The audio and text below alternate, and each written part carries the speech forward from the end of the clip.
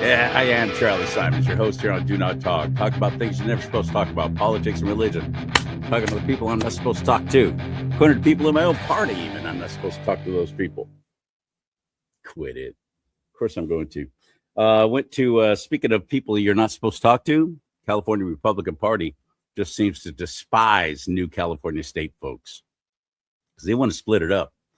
They want to say, forget it. We're done. We're starting our own thing. Thank you very much. And it's been done before. We got a history of it. North, South Carolina, North, South Dakota, Virginia, West Virginia, states saying, you know, you're not representing the majority of us. You've just figured out a way to corner the vote and to continue in your ridiculous power. It almost always seems to be on the left. People with common sense saying, that's it. We've had enough. We quit. We're split. We divorced you. We're starting our own thing. That's exactly what the new California state people are doing. I just went to one of their events recently. I got this flag there. I love this. In democracy, restore the republic. Well, you want to see a leftist freak out? Explain to them how we're not a democracy. They really hate that, but yet they continue calling us that, even though that is not what we are. Happy 250th birthday, United States of America, land of the free because of the brave.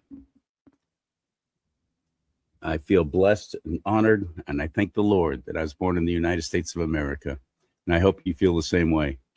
This truly is the greatest nation in the history of the world. Never has one little old citizen had more sway and influence over how their life and their nation is going to head just with their one vote. That's why I'm always hammering at election integrity and making sure we have free and fair elections, not the fraudulent wasteland that we have now, especially in California. It's very bad.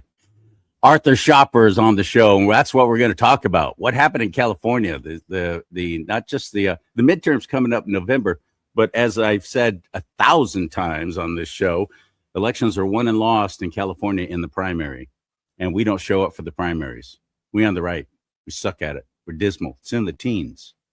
We had a better turnout this time.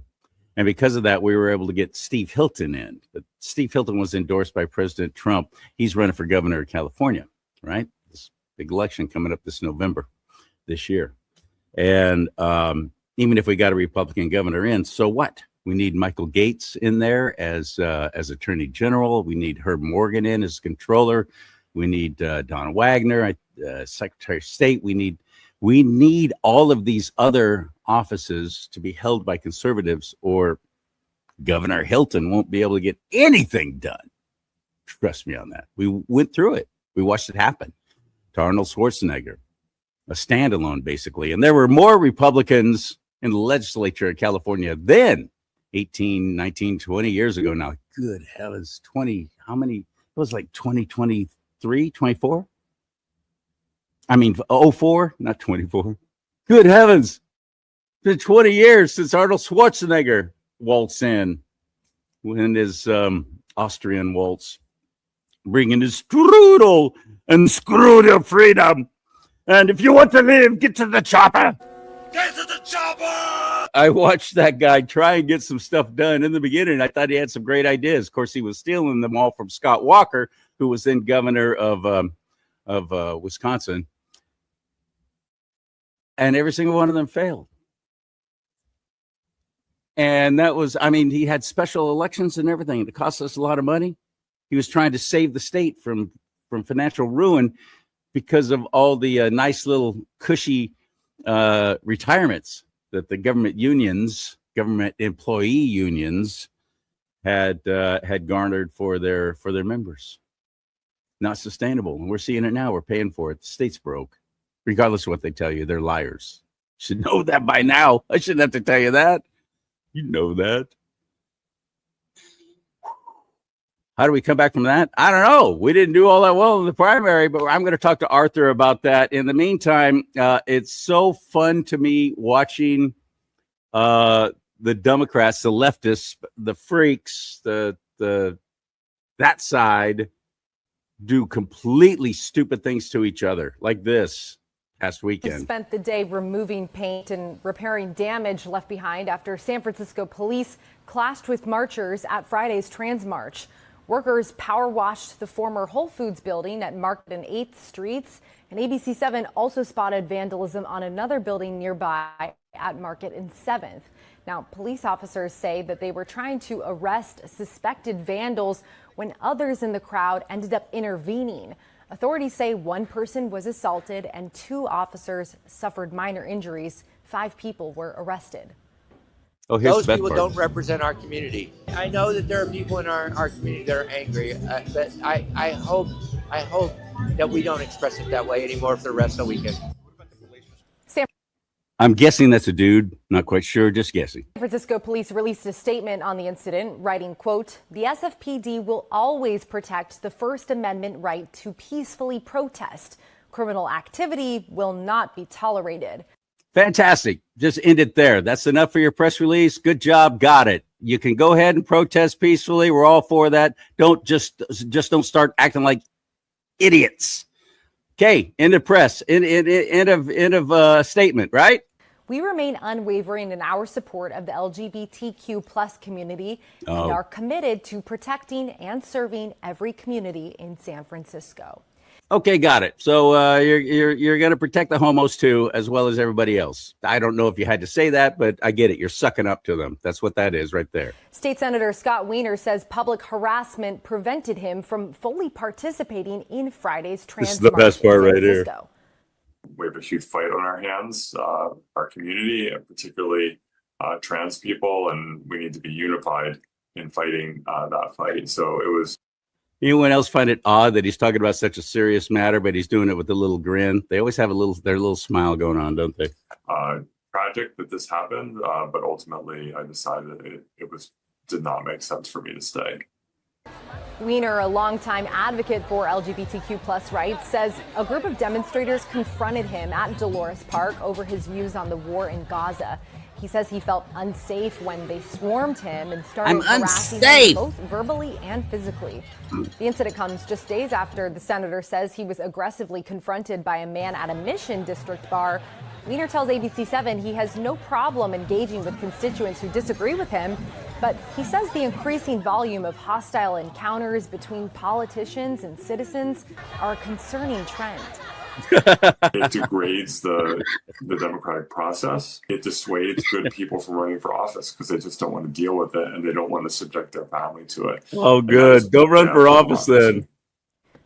Wiener wanted to note that the majority of his interactions with constituents are positive and civil. He is running against Supervisor Connie Chan in the November race for San Francisco's next member of Congress to replace Speaker Emerita Nancy Pelosi. I'd love to show you what happened when they swarmed their wiener. They swarmed their own wiener. The wiener that they've always loved, the wiener that they keep propping up. You'll pardon the expression. The wiener that they keep voting for.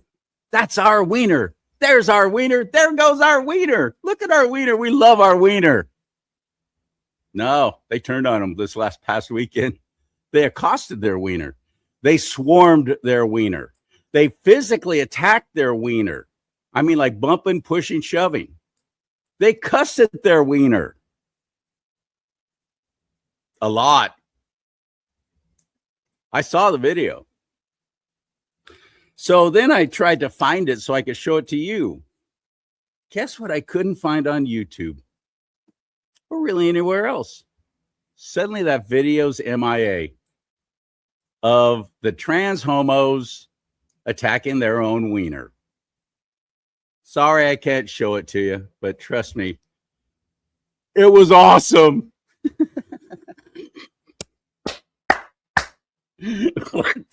Art, I got to get Arthur in here. I forget what that quote is about. Let them just, if your enemy's destroying themselves, just stand back and let them do it. Is it something like that? I don't know. I'll ask him. Ready? Hit it.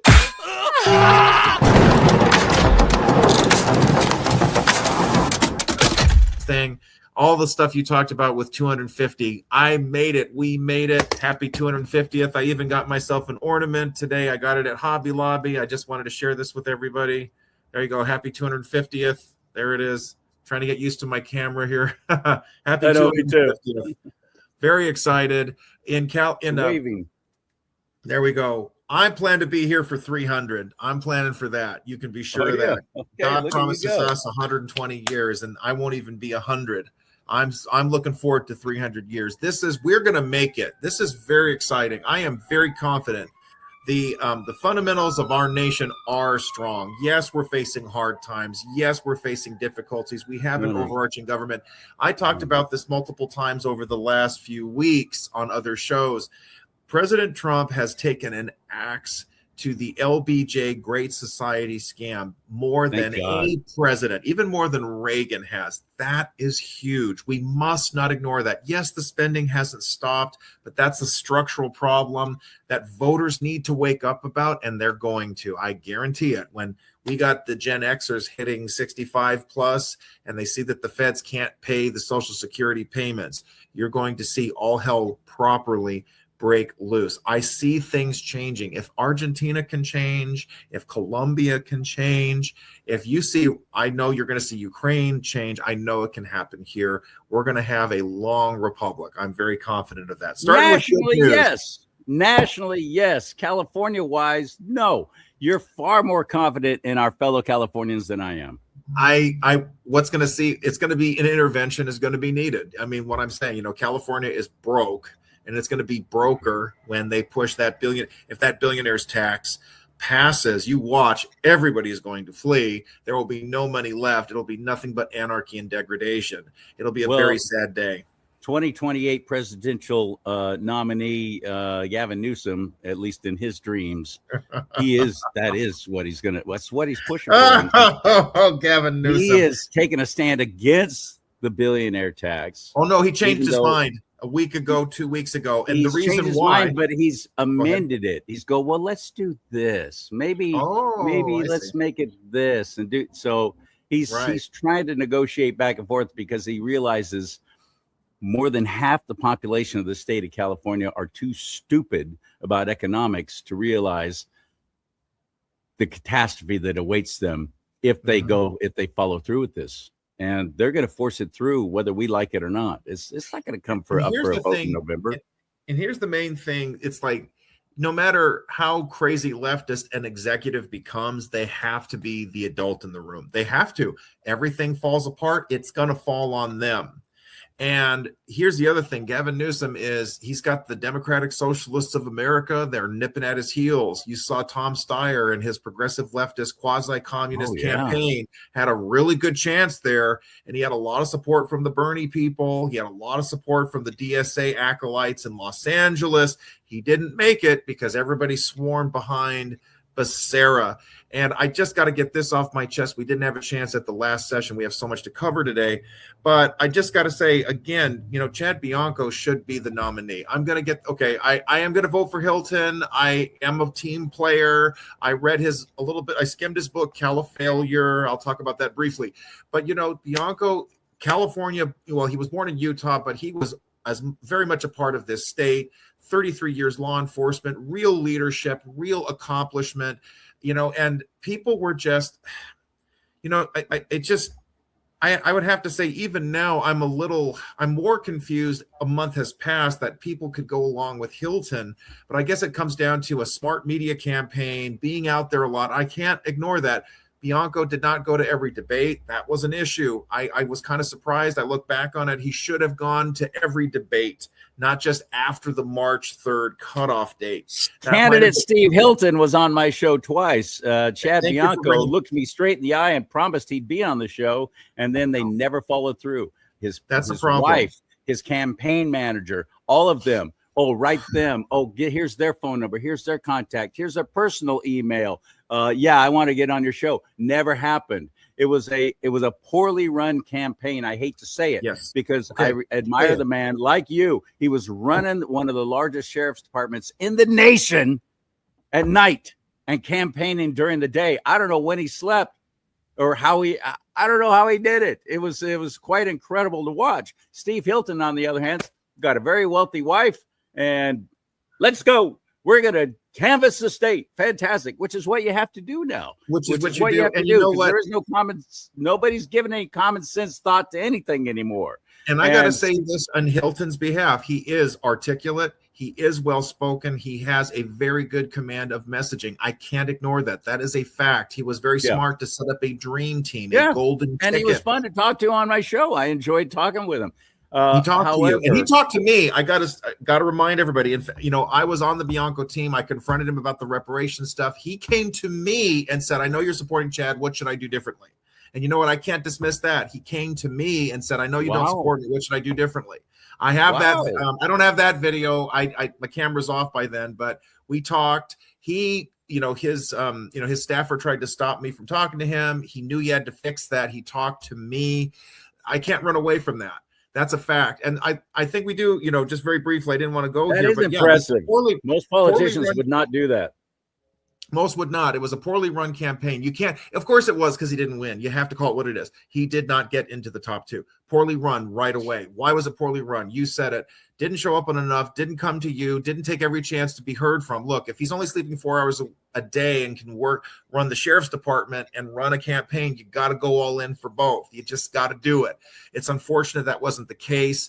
A lot of the talking points seemed a little structured, or they seemed a little scripted. He started talking about globalism in an interview with Lila Rose, and it seemed a little like, okay, if I just say the right words.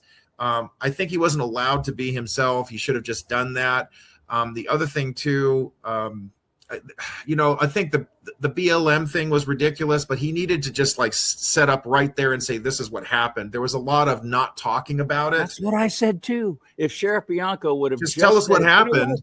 And it seemed like the right thing to do at the moment. Looking back on it, I probably that's wouldn't exactly do it what I see. I would have done. I don't know what I would have done. But, this idea, it's totally not true that this guy, kowtowed to BLM. That's absolutely not true. That's total garbage. So then there's nothing wrong with, after the fact to say, I would have stood praying or would have done this. Optically, it didn't look good, but I wanted to save the city. Look, if I look back, and then you could create a campaign issue. Look, I'll do what it takes to save my community, even if it makes me look bad. Look at that. I'm better than Steve already. So that was a problem. There it is. Bad campaign management. That's a real issue. It's so sad. And I think that hurt Governor DeSantis. Well, the other problem is Trump had so much momentum anyway. There was just no getting around that. Well, and that was the other problem for Sheriff Bianco too. There. When Trump came out before the California Republican Convention. Yes. Down in San Diego, and actually endorsed Steve Hilton before the convention. The convention that he knew was coming up just a week later, where we were going to be going to a vote. Yeah. I'm a delegate. I was there, and we were going to decide who we as a state party were going to endorse in the governor's race. You know what? And Bianco was the clear lead amongst all of us. And then he was. This whole thing happened with the endorsement, and all of a sudden everything just went boop. Yeah, because we were all like, well, son of a bitch, what do we do now? Our president, who we love and support, and are so great, and we worked so hard to get him there and to get the state of California to turn out the vote for him. We worked so hard, and now he's turned around and endorsed the guy that we're not wanting to endorse. Yeah, what do we do? There's so much I want to explore with that. I really appreciate we're taking a little more time on this.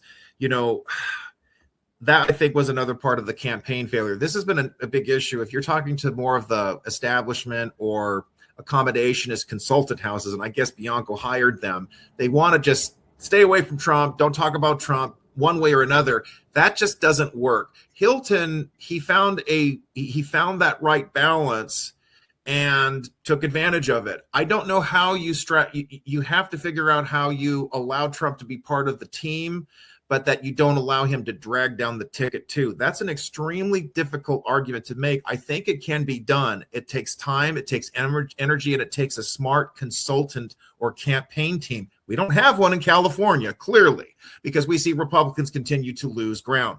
But this is the larger heartbreak, I have to say, about Trump stepping in, endorsing Hilton after, majority of central committees, but the legislators, the state senators, the grassroots, the California Republican Assembly, we endorse Bianco.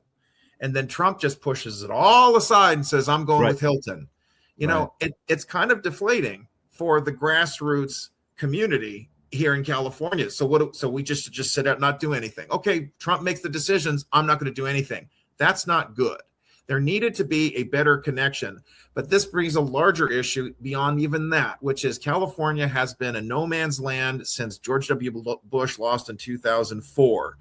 And you know what? If I was an RNC operative, I would be doing the same thing. I said, California, we're not going to waste our time. You figure you out. We're going to try to win federally where we can win.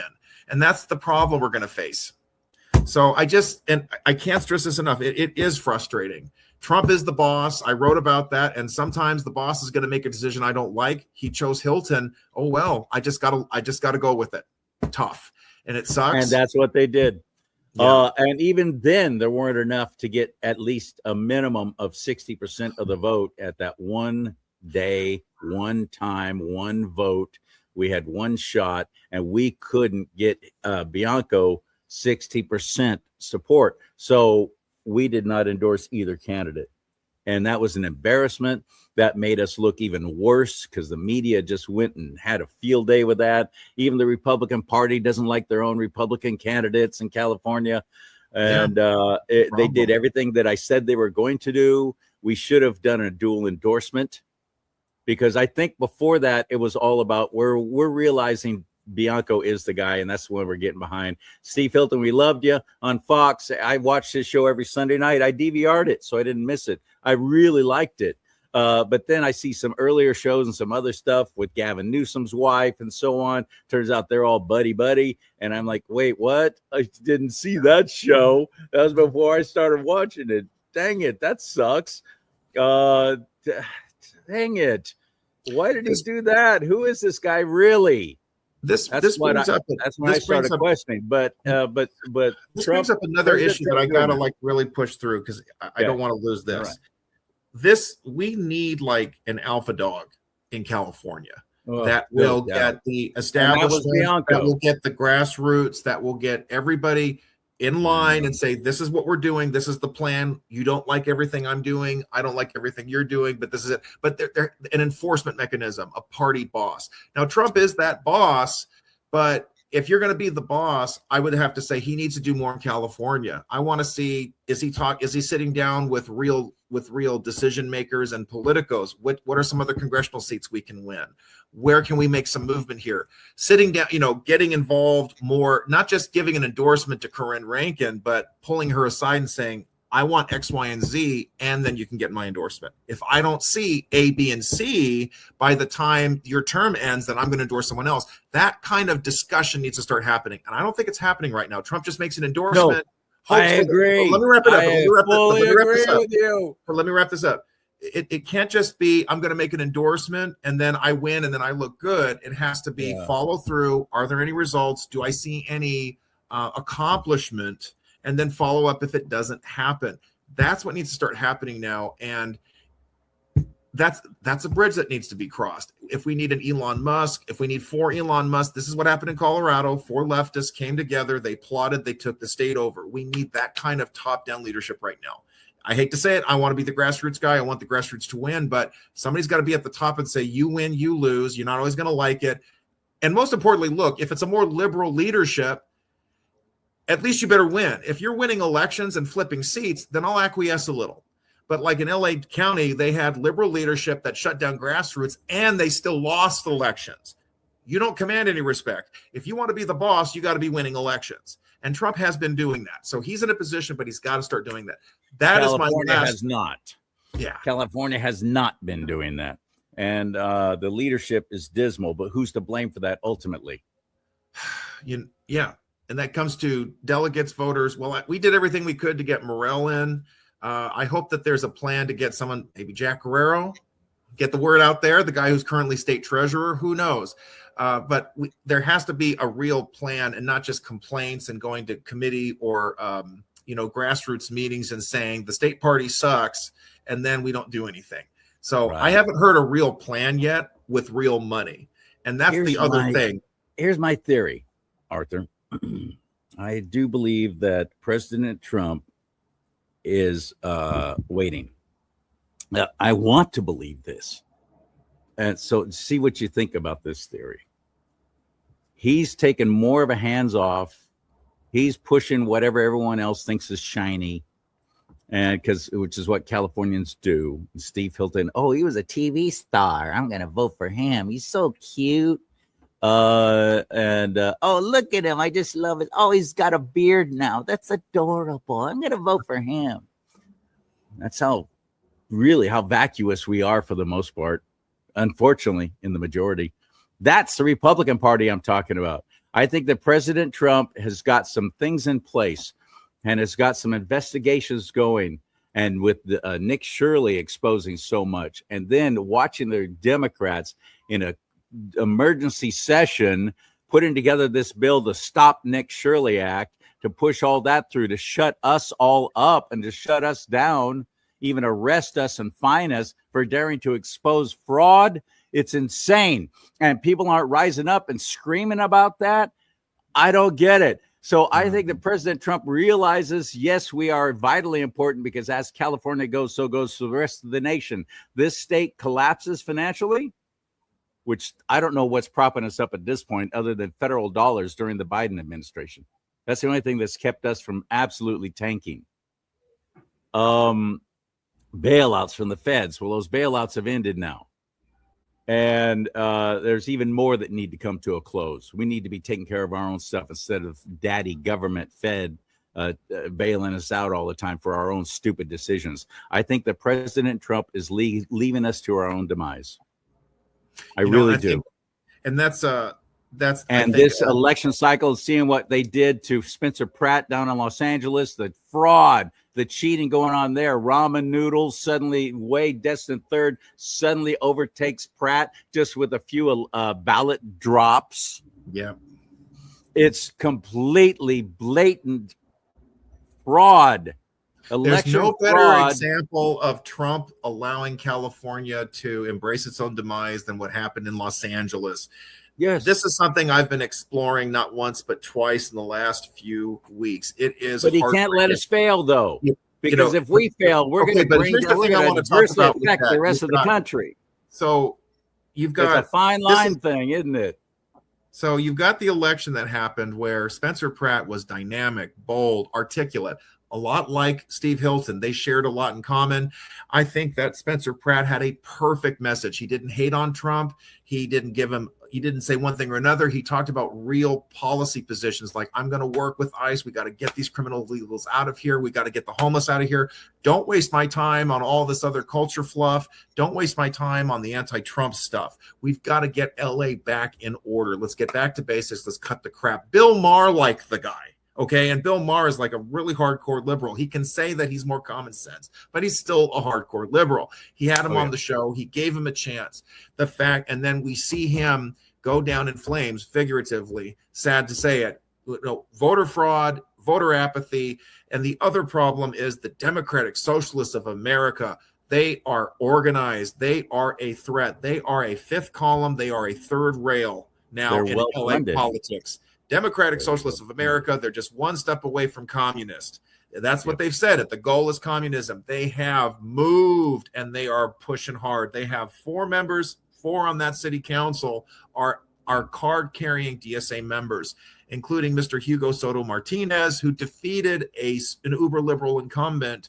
This was 4 years ago, and he just won his re-election bid by double digits. This is a problem. They have organized like nobody's business. They are out organizing the county Democratic Party. They've got money from some. They've got the money. They've got the organization. They've got the college kids who still live in their mommy's basement. They have the administrators. They have the labor unions. I saw all of this when I was at Tom Steyer's last rally at LA Trade. You actually went to one of those. I went to one of those. If you don't mind, I got to backtrack a little bit. This was May 31st because it was the Sunday before Election Day. I went to 2 rallies. I might have talked about this, but so briefly. I went to Tom Steyer's last rally, and this guy was trying to put on the Bernie bro bromance with everybody. You had some of the key speakers at the event who were trying to reconcile. They're supporting a billionaire, even though they've been trashing and eating billionaires. They said, feed the poor, eat the rich. That is their mantra. And here they have a billionaire who says, I'm a Bernie bro. I want to be your guy. I'm going to give away all my money. And I'm going to do everything I can to make sure, California gives away all of its money to prop you up. Unions were there. The college kids were there. You had the ethnic lobbies. You had the LGBT all in force. And yet it was so interesting. This was maybe about 200 people were there. Okay. I'm being generous. And that was it? Yeah, it was pretty small. You saw patches of green. It was smaller than expected. Part of it was outside and it was pretty hot for, a late May day. Now, those old hippies, it was just too much for them to go out into that heat. And hippie boomers were there too. The people still living in the past, wanting the tie-dye utopia that they were. I'm reliving my youth. Yay! Down with everything. I've seen those hippie boomers. It's a real thing. A literal hippie. I saw in Culver City. It's creepy stuff. From there, I hightailed it down to Long Beach, California. This was politically smart. It was politically astute. I gotta recognize, cleverness when we see it. Javier Becerra, he set up his event. That was his final rally right there in Long Beach, where every union that matters is there. It's close to the ocean. He was inside at the convention center. It was nice and cool. Every seat was taken. You had widespread interests represented there, not just unions, but Planned Murderhood was there, everything. I was able to talk to people. One guy was telling me. Did you say Planned Murderhood? Murderhood. That's what they are. I've never heard that. That's brilliant. I like that. That's what they are. That's what they should be. That's what they need to be exposed to. Every one of them in jail. Now, there's Becerra. He shows up, he's down to, he's got a whole bunch of endorsements. He has legislators. He's got local officials. He had the Speaker of the State Assembly, Robert Rivas, showed up, the Speaker Pro Tem, Josh Lowenthal, who represents Long Beach.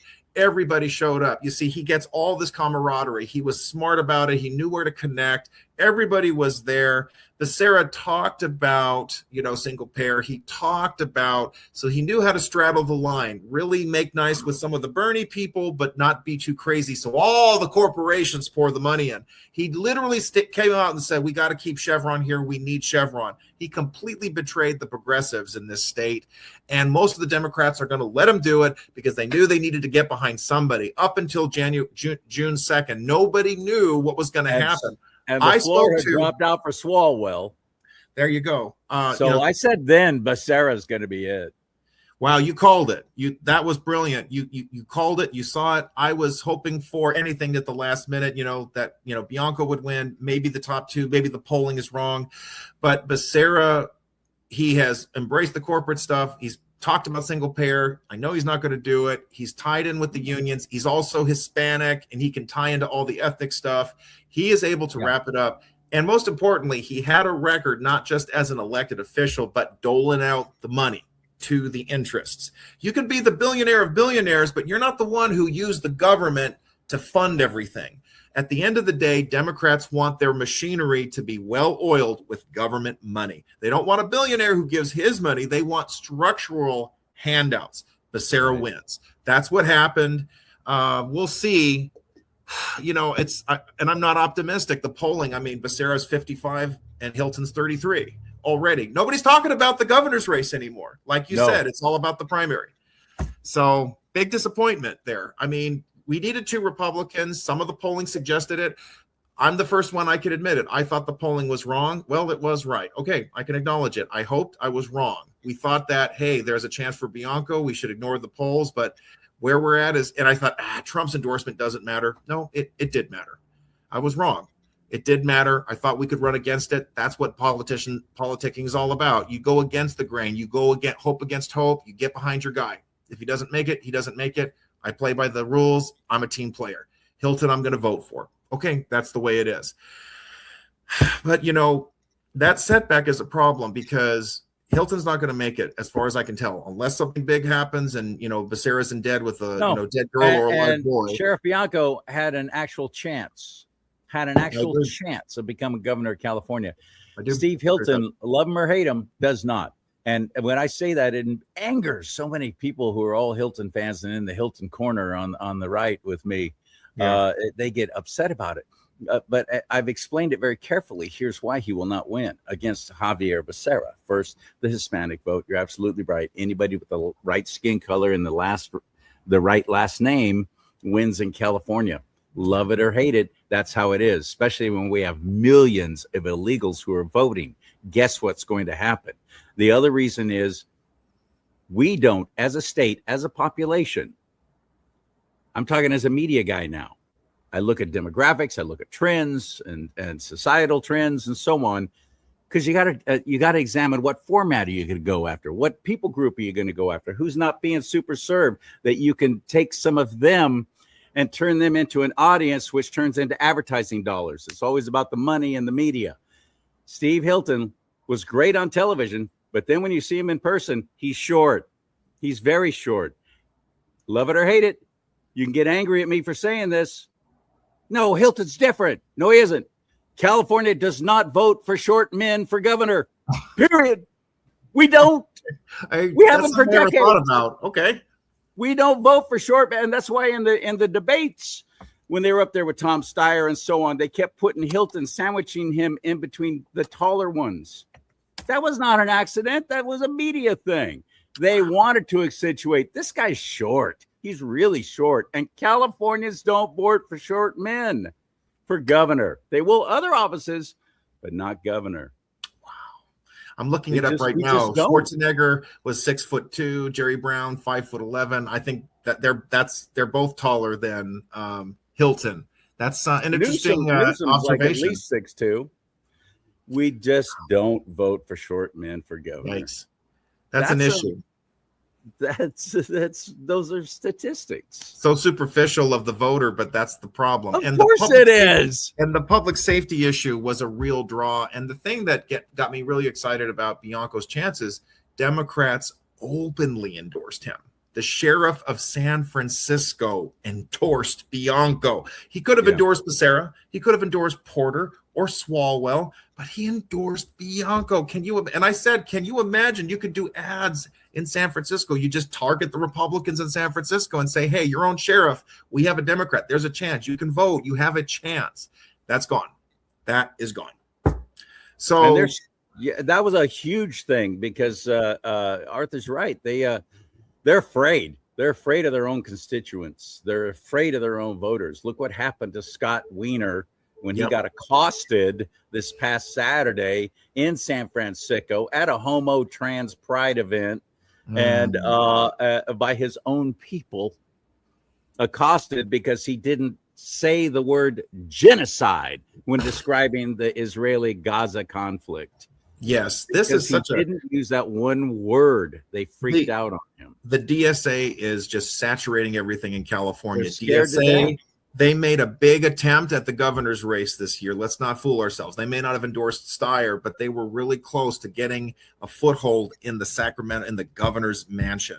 What you're talking about there with Scott Wiener, those are DSA, anti-Zionist, communist types rallying. The number one intersectionality issue, it's not trans, it's not LGBT anymore. It's all about Gaza. It's all about the so-called Palestinians. It's the cause, anything that is promoting them, because they are at the very top of the intersectionality oppression hierarchy is the Palestinian cause. How I know this, I've listened to Black activists, progressives, leftists.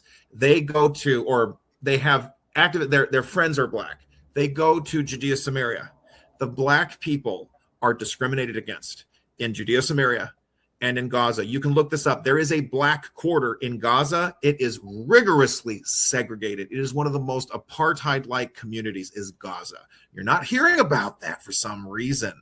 And guess what? And what's even more disgusting and hypocritical is that these DSA acolytes, these aggressive progressives, anti-Zionist types, they excuse the Arabs. They excuse the Palestinians for discriminating against Black people. They let them get away with it. Whatever happened to Black Lives Matter? It's all gone because Right. being a Palestinian, being oppressed by the Zionist imperial Western USA phalanx cause, whatever, makes you the biggest victim in the world, which means you can do anything you want. It's okay to blow up children. It's okay to kill mom and dad. It's okay for Hamas to kill. That's what you're literally looking at. That's what you're seeing. And let's not sugarcoat this part. Why are they going after Scott Wiener? Because he's Jewish. That is a fact. There it is. He's a Jew. That's exactly right. That is why they're targeting him. He could literally put on a swastika. He could wave a Palestine flag. It wouldn't matter. He is Jewish. He is an epitome. He is a living, in their view, breathing representative of everything they hate because he's Jewish. That's exactly what it is. And even there, you saw Scott Wiener smiling because he's in an awful place because he can't play victim because he needs the votes of some of that constituency to win in November. He's running against another Democrat. Republicans didn't make it into the top 2 in San Francisco. Okay, he's running against a crazy leftist supervisor, an Asian lady. So you have all these different intersectionalities are fighting with each other. And I don't know that lady. And they're all fighting for Nancy Pelosi's seat, who has stepping down. And Nancy has weighed in. She endorsed the Asian supervisor, Connie something. I don't know what the last name is. She endorsed I didn't her. know that. And of course she did, because Scott jumped in and pushed it. He challenged her even while she was still in office before she announced her retirement. But that's why Pelosi knew, because she was going to lose to him because he's more radical. The Democratic Party, they are being eaten up by the grassroots progressive leftists that they nurtured, that they enabled, that they pandered, that they pat on the heads and said, oh, we love you, we care about you, yes, free Palestine, abolish ICE, we want amnesty. And then they go to Washington and they don't get it done, whether they're in power or not. And the DSA has had enough. They are taking names and they are taking down. They are not, heads are rolling in the Democrat Party. We saw that with Kami Mamdani taking out Cuomo. Cuomo is like the political name for New York. The governor, Andrew Cuomo, his dad was governor, and then Andrew became governor, and then he tries to run for mayor, and he gets stomped on by some 33-year-old pipsqueak who still lives in his father's basement, who never had a real job, but who organizes like nobody's business because of the DSA all the way. That's what we're seeing. And that's what happened in LA. Briefly, to go back to that, Nithya Raman, she is DSA. You can go to the DSA Los Angeles website. They have endorsed Nithya Raman for mayor. They don't. Karen Bass literally went to Cuba and celebrated Fidel Castro. She is a red diaper baby, and yet she is not communistic enough.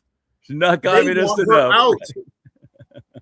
It's all over. And you know what? Here's something people don't like my saying this. I have no compassion for Scott Wiener. Not one bit. He chose this. He fed this. He built this. He wanted this. As long as the attack dogs were going after someone else, as long as he thought he could hide, and this is something that's so juicy. This is vindicating for us. He can't scream about Trump anymore. It doesn't work. Shouting Trump, Trump, Trump, I hate Trump, Trump is evil, orange man bad, doesn't protect them. It doesn't help them because that's what they thought they could get away with. And that's the other thing the DSA they have gotten really smart in this regard. Democrats have been playing them for a patsy, promising all the world, promising the utopia, promising Marxism, and they never deliver it. And they would hide behind, I hate Trump. And the DSA says, we don't care. This is something James Carville picked up on a few weeks ago. He said, they go after Democrats. They go after Democrats more than they do Republicans. They go after them more. They have created their own monster, and I am loving every minute of it. So am I. I love that they're going next level. What just happened in New York with their primary before their midterm election? Same with California. The freaks came out at night.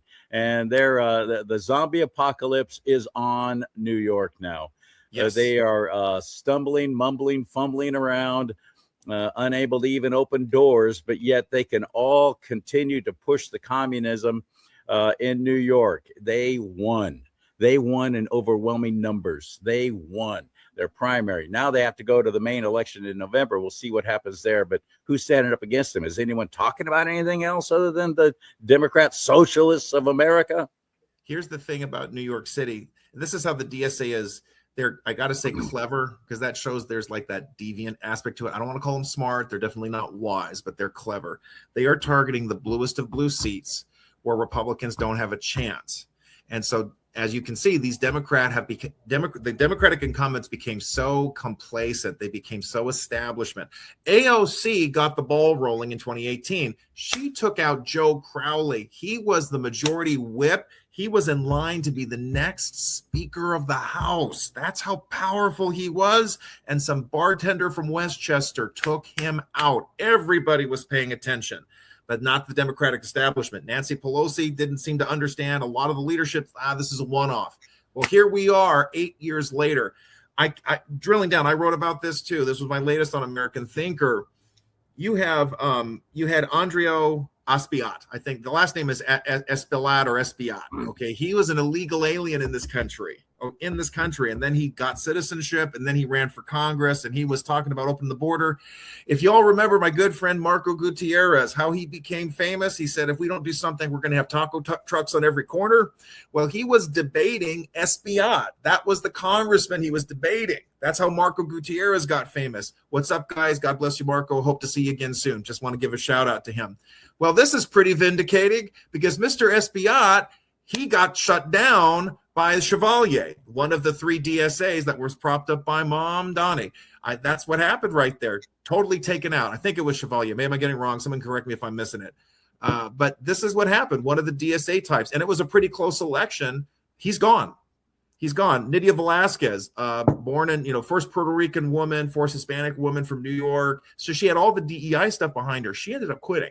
She quit because she knew she was going to get rubbed out. They saw the handwriting on the wall. And what's so devious about this too, Mom Donnie was able to get all the establishment. They all kind of paid lip service. They kissed the ring when he became mayor, thinking that that was going to save them. Espiat was one of them. He kissed the ring. He was at one of his rallies endorsing him after the primary, the New York primary for mayor last year. And then Mom Donnie, how does he return the favor? He takes him out. And you know what? I'm loving every minute of it. They absolutely deserve this. And it's wonderful to see the Democrat Party eating itself up. Bill Maher has now sounded the alarm and saying Democrats are throwing away this election because all the crazy socialists are getting elected. And this is scaring everybody. We have to be about we have to keep our wits about us. We have to be vigilant because we don't want them to get a critical mass. We don't want the Democrats to win the House. Obviously, but this is really hurting their cause, and we've got to take advantage of this.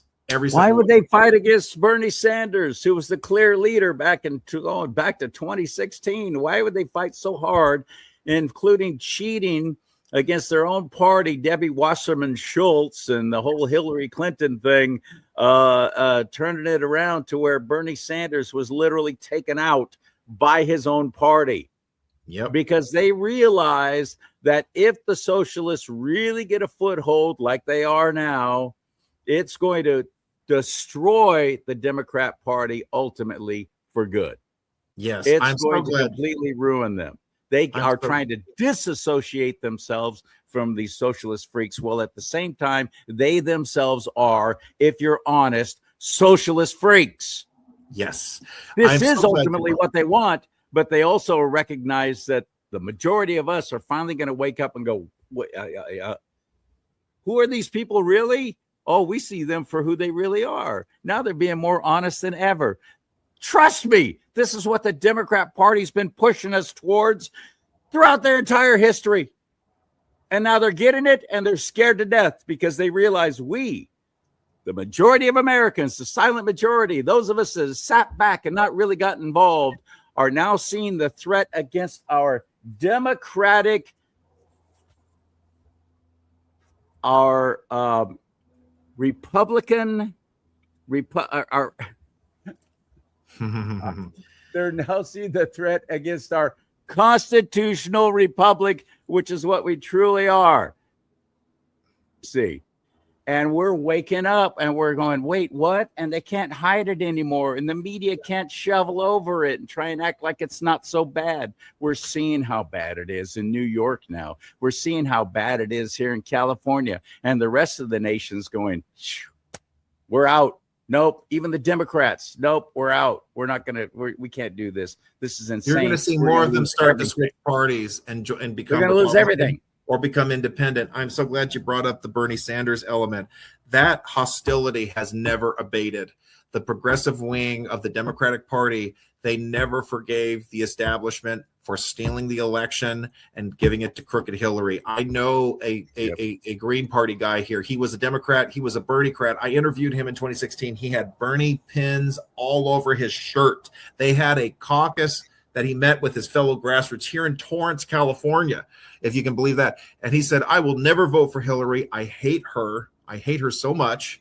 And I even convinced him to vote for the Republican for state assembly. He didn't vote for Trump, but he voted for the Republican. And the reason why is that the Democrat assembly candidate lied about the Republican. He was an incumbent at the time, the same way that Hillary had lied about Bernie, the same way that Hillary had lied about Trump. He was so angry at the dishonesty. He says, I'm going to vote for the Republican.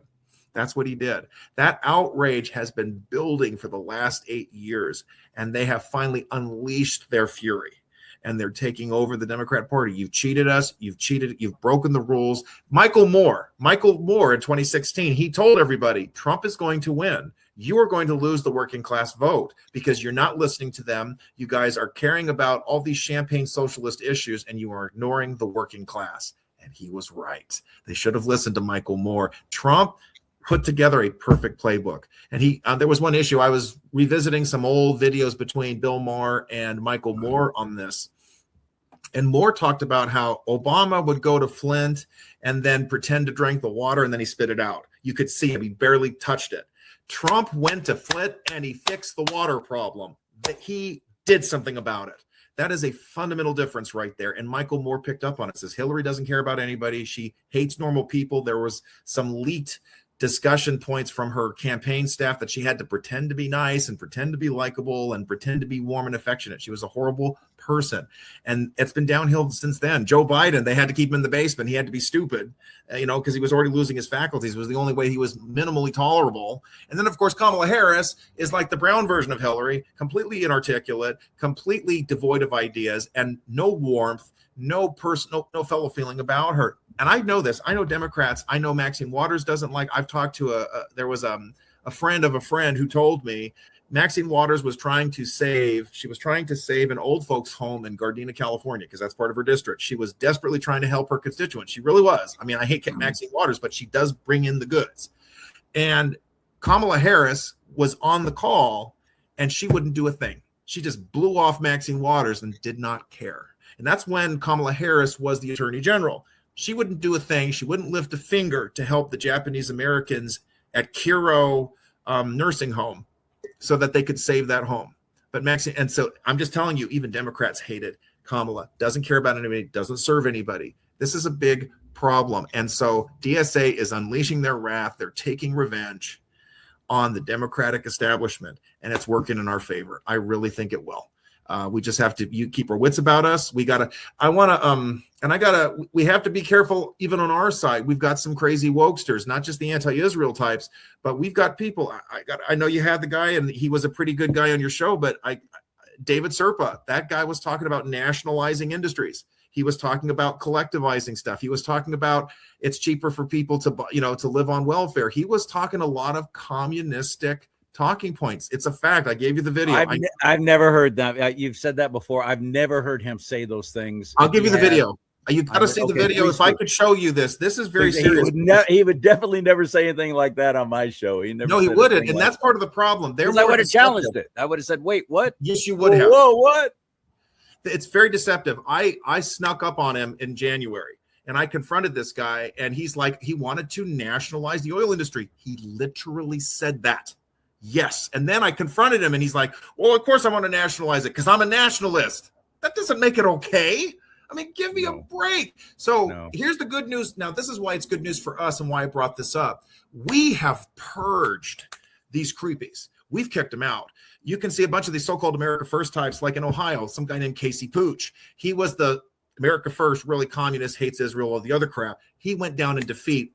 Vivek, 84%. He won every county in the primary. And this is a guy I was kind of worried about because, he doesn't exactly fit the Ohio profile, if you know what I mean. I'm sorry, he just isn't. He's not a Christian, and he's of Indian descent. But he is on his way. He's going to win. It's looking really good. And he's better than Mike DeWine for sure. He wants to get rid of the Haitians. He wants to get rid of all the illegals. So I'm giving him a pass. That's fine. We have done a really good job of excising these communistic elements, and they are coming into the Republican Party under the banner of anti-Zionism, of America. Israel's the problem. This is something I've been exploring now the last couple of days. You look at the DSA, how hateful they are towards Israel, how hateful they are towards Zionism. Look at, again, going back to Scott Wiener, that is the umbrella. That is the cover for bringing communism in. You can go all the way back to Mao Zedong. As soon as he took over in 1949 in China, he was declaring war on Israel as well as Taiwan. And his argument was these are imperialist powers trying to take over and end the communist revolution and bring in those evil capitalists. That's exactly what he said. That is what we're seeing. That's a big part of what this whole anti-Zionist movement, it's communistic at its core. We have gotten rid of it we're getting rid of it in the Republican Party. We're in a really good position here. The Democrats, they're screwed. And look how bad it is. I mean, Alan Dershowitz just became a Republican. That would have never happened. He is like, he's been a libtard Democrat crazy for decades. He went after Meyer Kahan in a debate because he was so opposed to nationalism. He's very much a leftist. He became a Republican. Bill Maher, back to him again. He just said, I'm open to voting for a Republican. 10 years ago, I'm a Democrat. I hate Trump. We need Democrats to win. God bless Michael Moore. He's planning on voting for a Republican in 2028. Democrats know they're in trouble. This is huge. This is damaging for them. And we as Republicans, maybe we need to kind of take a page out of the playbook. We need to target these super red seats and get rid of these lazy, feckless establishment types who talk a good game but don't accomplish anything. Amen. We can do this. We can do this. Trump has led the way. We can get this done. And I think that this is going to be a real tell. This is going to be a real turning point, this 2026 midterm election. We've got to ultimately get our president a super majority, or at least a strong majority in the House and the Senate. We have to. If we do not accomplish that, we are done. We're done. Yep. You think it was bad what they did to President Trump his first time as president number 45? You think it was bad then? Imagine what they will do if they're able to take away our majority in the House and Senate, which we barely have a majority in there. It needs to be stronger. And the rhinos in there need to frickin' go. And that's happening. That's happening. So I'm going to stay optimistic that nationally we're going to be able to give President Trump what he needs to get the job finished, to get it done, to really get us back on a far better track and away from the destruction that they obviously were hell-bent on bringing down on the greatest nation in the history of the world. No better way to bring in your one world government, your new world order, your Star Trek utopia than taking out California, which will take out the United States of America financially, cause collapse, cause chaos. And then you come in and you're going to save the day. The government will save the day. We're going to take care of everything. Just trust us. By the way, we have a mark for you to put on your hand or your forehead if you want to keep buying things. That's where this is all headed. President Trump this is why they've tried to kill him. They've tried to malign him. They've tried to ruin him. They've tried to discourage him. They've done everything they can. They've done everything, including attempted murder, to stop him from actually stopping their one world government plan. That might sound like a conspiracy. If that still sounds like a conspiracy theory to you, then you are absolutely not really paying attention. You're totally out of touch. Communism, from Karl Marx's manifesto, makes it clear he wants a one world government. It's right there, black and white, clear as crystal. They're not hiding it. They've never hid it. No borders, no wall, sanctuary for all. It's all one world, communistic, satanic government. Karl Marx was a Satanist. He literally wrote a poem praising Satan. This is no joke. Yeah. Saul Alinsky, communist leading activist organizer, dedicated rules for radicals to Lucifer, the first rebel radical. I mean, they're not hiding it, folks. This is a demonic agenda, and they've been attacking faith, family, and freedom from the outset. And this is why these commies need to be stopped.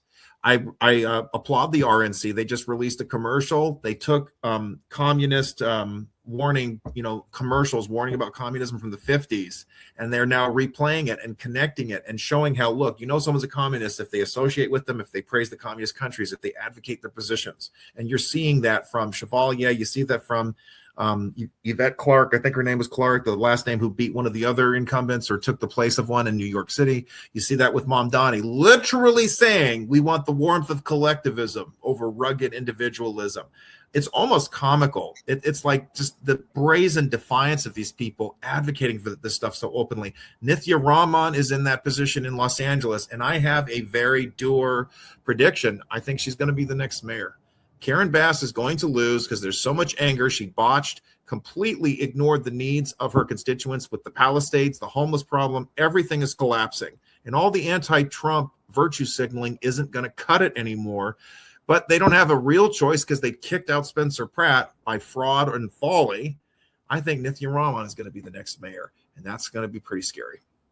I love LA, and to see LA descend into communist chaos is just a tragedy.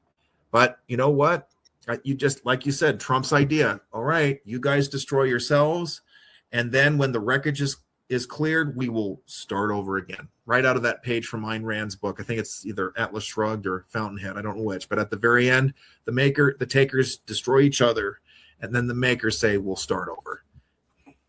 That's what'll probably have to happen. It's really sad. I mean, I really do love LA. I'm a Torrance guy. I was born in Torrance, but LA is a beautiful city. It's a great place. And for them to have done what they've done is just horrible. But they did it to themselves. I wrote this, 2 weeks ago. LA does not love LA. That's horrible. And you have Harvey Levin, Mr. TMZ, who trashed Spencer Pratt every chance he got, yet he could not back away from the fact that he is a second generation Angelino. And he has seen the city just collapse. And he doesn't get it. You're voting for the wrong people, buddy. You've got to vote for better people. You got to vote for Republicans, or you got to vote for an independent who doesn't hate Trump. And if you won't do that, then you're cutting your own throat. And it's just so sad. But if this is what it takes to get California back on track, so be it. Unfortunately, we middle class and lower middle class folks are going to be plowed under financially and just in every way. We're going to pay, as far as I'm concerned, the steepest and most severe price for what is coming in California. And for those who have already gotten out, good on you. I probably should have when I had the chance, but family obligations and an elderly mom and my brother dying in 2017, I don't have a choice. There's no one else here to help my 89-year-old mom, which I go to her place at least every couple of weeks, sometimes each week, to take care of yard work and bills and all this kind of stuff. There's nobody else here to help her. So I am here, and I'm having to watch all this happen. I'm having to watch my own fellow Californians make the stupidest, most ridiculous choices they could possibly make, realizing this is going to hurt all of us in the middle class and the lower middle class. I'm a fixed income guy now. I'm that guy that I always said I would never be. That's what I get for saying never. Now I am that guy relying on my Social Security and what savings I have. And I'm losing. Financially, I'm losing. I'm in trouble. I'm hurting. But the Lord sustains me, and he promises he will take care of us. And I'm still eating, and I still have a great place to live, albeit if it weren't for my situation where I'm living and having such an understanding, fantastic landlady. She doesn't watch my show, so don't think I'm sucking up to her. She's just blessed me tremendously ever since my divorce in 2017. I've been living here on this ranch, and it's just been such a blessing because she's only raised the rent one time, and it was only by $50 a month. So that's 8 years now, only getting the rent raised one time. Otherwise, I couldn't continue living here. Man, you're lucky. We're blessed. That's how bad it is for us in the middle class and the lower middle class in California. the those poverty level are always going to be taken care of because they got all the freebies set up, because those who have will keep the have-nots to serve them. That's the plan. But we middle-class folks who have fought hard and have watched the government come in and steal, kill, and destroy, doing their father's work just as quickly as possible, for his time is short, have ruined us financially, have ruined us, and they've driven us out. They don't want the middle class here. They don't want us here, because we're the ones who come to the realization of, the last thing I want is more government involvement in my life. Get out. I'm voting Republican. I'm not going to vote for any more Democrats. Well, we're in the minority. And in our government, we're in the super minority. It is dominated by the left. There is no choice, as far as I see in California, but to get out completely, to move away. And that's why I'm talking to the New California State folks, newcaliforniastate.com. End democracy, restore the republic, because that's the only light I see at the end of the tunnel for my much beloved California. I might be wrong, Arthur, but that's the only light I see right now. Steve Hilton's not going to get it done, not by himself. I watched that happen with Arnold Schwarzenegger. I might sound whiny to you right now, but this is the voice and the face of some desperation for my state. So I'm looking at, we got to split. That's the only opportunity I see right now for me to be able to stay here and help my mom financially. This has to happen, because the rest of the state of California, majority, with millions of illegals voting and stealing votes and paying homeless people, which is why now it's so clear why they keep the homeless people where they are, because they can bribe their signature or their vote with a frickin' cigarette.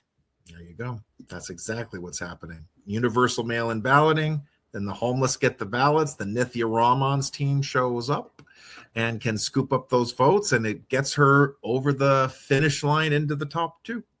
That's what it is. And that is fraudulent. I don't care if it's legal. That is just wrong. It's so unethical. In Texas, you cannot pay for a vote. It is illegal now, and it's been upheld by the Fifth Circuit. That's what it is. The paper is just a representation. What really matters is me, a person, making a statement, making a choice. That's what the vote is supposed to represent. That chain of custody is what is so important. And now the chain of custody, it doesn't matter. Anybody can step in, scoop up those votes, scoop up the votes, give everybody a cigarette, buy them a meal, give them some liquor, give them a fentanyl, or a crack pipe, and then they vote. This is what's going on. It's just ugly as all get it. It's just so disgusting. It is. It is good, though, that I'm still here. You're still here. We're still being a light. We're not going to go away. But there has to be, we need some federal help. The president and his successor, and I'm confident that it's going to be a Republican. I really am. I think the Democrat Party is in such free fall now, seeing how they're kicking away their own establishment, they're kicking away the money, and they're scaring the normies, independents, and even Democrats who are not as crazy but haven't gotten the program yet that their party has left them. It's hurting them, and I think it's going to set things up for the long term. But he's got to look at New York, Illinois, and California and come up with a plan, even if it means a federal takeover, maybe a reconstruction plan like what Lincoln did right after winning the Civil War. It might have to be something like that. But these states need to get back in line, and there has to be an authority outside, because the voters ain't voting for it. You're so right. And on that note, you're going to be greatly blessed if you start reading the things that Arthur writes. He's an extraordinary writer, and he's on many different platforms, including Town Hall and American Thinker. And he's just a great gift to me. I'm so glad that I met you a couple of years ago, and we've become friends. And I love having you on the show, and we have some great, fun, lively discussions, and including me confessing about my fear for my future here in the state that I've been in my entire life. Yes. So thank you for coming along for this ride. Where do we find you, Arthur? How do we follow what you're doing? Lots of places. I'm on Town Hall, as I mentioned, American Thinker. American Greatness has given me a platform. 2 Urban Girls. It's a Black-owned news site, but they love my stuff. They've been printing my stuff about LA and California as well. Another site opened up for me. My own blog, ashopper1.blogspot.com. It usually reposts, and I also add comments for local stuff that I don't isn't going to appeal to a nationwide audience. Those are easy ways to get in touch with me. I'm also on social media, Arthur Shopper, whether it's Facebook or X or Instagram. I'm making more use of the social media too. This is how we start pushing back on the DSA destruction, how we push back on this anti-constitutional craziness. We can win this fight. We got to out-organize the DSA and watch the Democratic Party destroy itself and really ensure we have a constitutional order that wins at the ballot box in November. Yeah, exactly, buddy. Thank you, my friends. Don't go away. Don't go away. Okay. Stand by. You can help this show. You can financially help this show. You can help me stay on the air because this costs me money. I'm now having to buy my own home Wi-Fi, and I'm incurring more and more expenses to continue doing this show. It hasn't gotten cheaper, and nobody's doing anything for free. And I have to pay if I even want to be on X. I have to pay for several platforms to get my show on. I have to pay for the editing software. I have to pay for. I don't have the money. I'm being so honest with you right now. It actually sucks. I wish I could go, everything's great. And I've got huge viewership, and it has grown considerably, which is exciting. But I can't even get people to hit the like button. Like. It helps with the algorithms. I can't get people to comment down below. That helps with the algorithms. So hopefully you'll be different. You'll at least hit that like button right now. That'd be nice. Thank you for your support. And if you want to help financially, you can at my website, which is CharLeeSimons.com, CharLeeSimons.com. If you see some value in what I do, I do 3 to 5 shows per week, which is a whole lot more than most. And then there's my Tuesday night thing with Mike Cook, which is now starting to take off, and that's fun to watch. But it's hard. It's hard because I'm not on YouTube. I'm not on Facebook. That was all deleted. I got deleted off that platform completely. I can't even let those 40,000 people who I used to have following me on Facebook, can't even let them know when I have a new show out. So if you can share these shows, that's a tremendous help on your own social media. And go to my website at CharLeeSimons.com. Get one of these mugs, this big old 15-ounce coffee mug. Let's talk about politics and religion. And there's the show logo on the other side. This is a fun mug, right? I love this mug. I also have shirts and hats and all kinds of stuff, or just ways that you can just give financially if you want to gift me. Buy me some coffee. Buy me a tank of gas. California. It's over $100 now. You'd think I'm kidding. And they're propping up no matter what happens with the oil is what, under $70 a barrel now, even with the continuing conflict in Iran. But it's not being reflected in California because they keep raising the taxes. Happy July 1st, they raised the taxes again on every gallon of fuel. It's what they do to make President Trump look bad, and plus they're broke. They want the money anyway, so it's all a benefit to them to continue propping up the price of fuel. And guys like me, got an older vehicle, got to keep it running, can't afford to buy some kind of electric thing that they're trying to force us into, and I wouldn't want one anyway. Keep your Chinese golf cart. No, thank you. The future for California, for those of us who don't have a lot of money, it's kind of bleak right now. So thank you for your support. Thank you for liking this show, and thank you for going to my website if you can, buying yourself one of those products in my merch store, or just making a donation. And may God bless you and keep you. May God bless America. Most importantly, America, bless God.